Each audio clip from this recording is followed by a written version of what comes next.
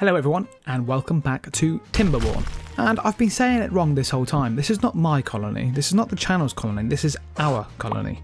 Because if you kind of watch the videos, you'll understand that I've learned a lot of stuff from you guys. So this is our colony from now on, not my colony. Anyway, in this video I wanted to go over a few things. Let's get started. One of them is the completion of our power station. And the keen-eyed among you would know, hold on a minute, you've changed this. Why is that? Well, I'll explain at the end of the video. That being said, I also want to turn this whole area up here into the industrial area of the colony. There's a down below. That is also going to happen. While the beavers toil away building this power station, we're going to make a start on the industrial area and get that planned out. Because there's only so much beaver building you can watch before it kind of starts to get a little bit tedious. So yeah, we'll let them crack on. In the meantime, we'll utilise this natural stair bit here. And again, we're going to need to get up to here to start gathering this steel. So the plan is eventually we're going to feed the power shaft all the way along here, bridge it across the river, and then bring it into the actual industrial area itself. Happy days.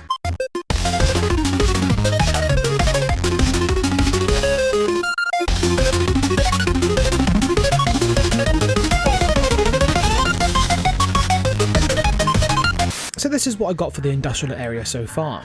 You'll notice that I haven't got all of the stuff yet, so we're still waiting on some science to unlock things like the paper mill, the paper press, and the wood workshop. So they will be the next ones to unlock, and we'll get them filled into the gaps that we have here. Oh, dry. 2 seconds.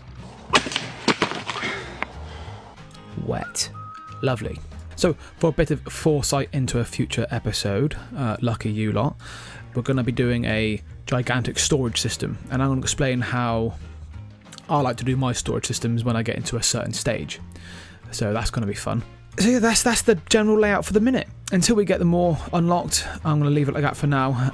How are they getting on down here? Getting on well. Nice. So this is actually a little tip I've seen a few times people mentioning, and I think it's brilliant. There was one tip by J Probins 2434. If I said that wrong, correct me. But yeah, they explained like leaving small caches of water and food next to building sites is kind of like a fast food restaurant for the builders, so they don't have to come back all the way back to the colony to get food or water if they're thirsty or hungry, and they can just carry on building. Like a little mini packed lunch. I love it. Yeah, I found it funny. It was good. Oh, and for the person that commented first on my last video, as a reward, a beaver is named after you. Like I said, just sat there chilling. Love it. Obviously, to feed the industrial area, we're going to need power. So let's make a start on getting the power shaft to that area. So I'm thinking if we come along this kind of cliff edge here, come along the river and up here, and then we'll bring it in that way. That is the plan.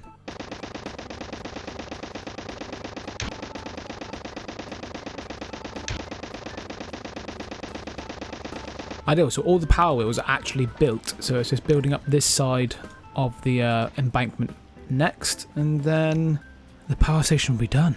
And that's the power line done as well, so the power line coming along this cliff, crossing the river here. And also, if people that are new to the game didn't know, the power shaft, they're not affected by water, if you know what I mean, so they can go in the water.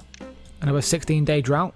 Ideal food is good. We have wheat, so as soon as it is done up here, we can start milling and baking to make some bread.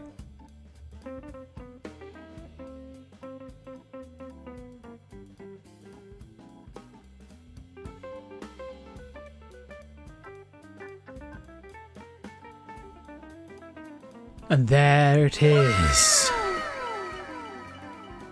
Yeah, it's complete. Ideal. The beavers are actually hanging out, so I need to kind of like give them some water, I think, is the answer to that. And there we go. The drought has ended. Right, so that is this complete. So now we have the water flowing down here. I'm going to show you why... Oh, shit. So we may have some teething problems. It's okay though, it's okay. It is kind of slightly flooding the area a little bit.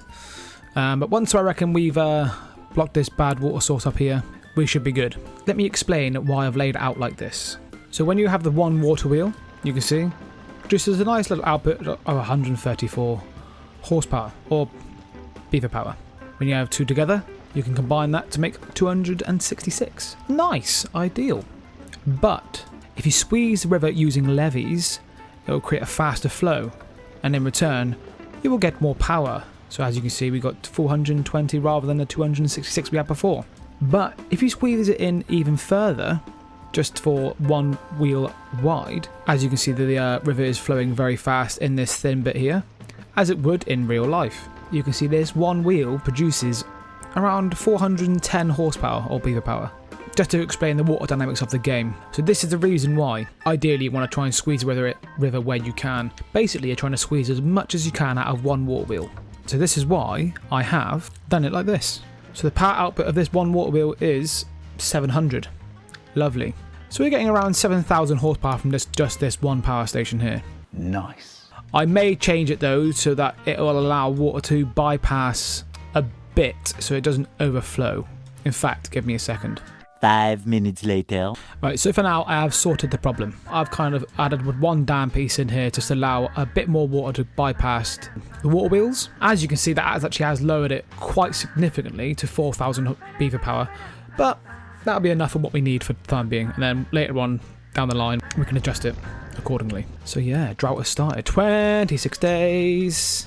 So as you can actually probably see, we had a bit of an issue with the beavers. When I left the camera on the power station being built, I did kind of leave the room to go and have something to eat. What can I say? I was hungry. But when I come back, luckily it was actually towards the end of that, and the beavers were all starving, so yeah. But they're back on the rise now. It's all good. They're all fine. They're all happy. But that kind of proves how if you just leave it for 2 seconds, it can go ping-tong. But on that bombshell, guys, I am actually going to leave it there. I hope you've enjoyed this video. Wanted to kind of like show new viewers the kind of water dynamics of the game and how you can work the river to your advantage. There they go off to work. Good old beavers, get on. But yeah, hope you've enjoyed. Like and subscribe, and I'll see you in the next video. Ta-ta for now.